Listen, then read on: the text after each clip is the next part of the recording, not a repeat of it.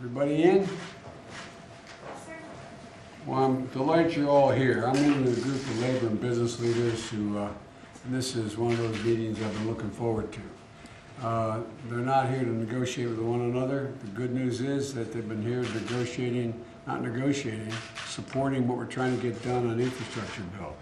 And I know that we're looking for this bipartisan effort to get this infrastructure bill passed.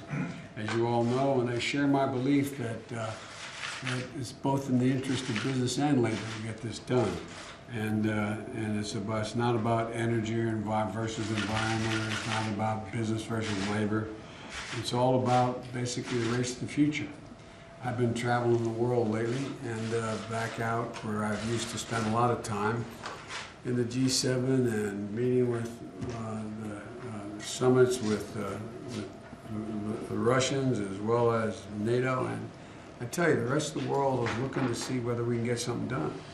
I'm not joking about that.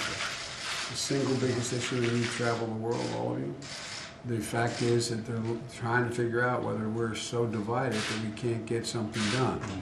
And but I'm convinced that they're convinced now that we have an opportunity to make some real fundamental changes that generate growth in the future. You know, the days used to be that we were in a position where the United States invested more money in research and development 3-4 decades ago than any nation in the world. Now we're number 8. And it used to be that China was number 9, now they're number 2.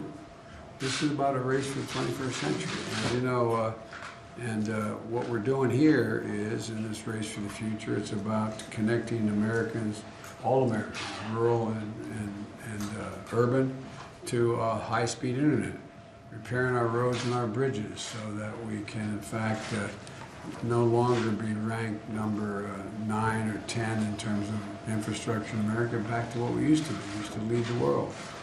We're going to electrify our school buses and our transit systems, and we're going to build national charging networks for electric vehicles, eliminate the nation's lead service pipes. You got 400,000 homes. I mean, there's just a whole lot we can do that's going to put a lot of people to work, and it's going to improve the life of a lot of people. We're going to update our power grid, which, as you saw what happened in Texas last year, there's a lot we can do. It's going to generate, Lonnie, your outlook is going to be awful busy. We're ready.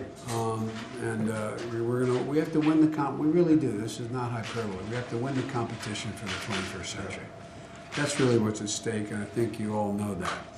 And that's what the bipartisan infrastructure does, in my view. I want to thank everyone here for supporting it. We're going to get into the details among all of us about what we think about what needs to be improved, or what could be made better or worse. You know, so we want everybody to be engaged. So thank you all, folks, for being here. We're going to now get down to business. Thank you.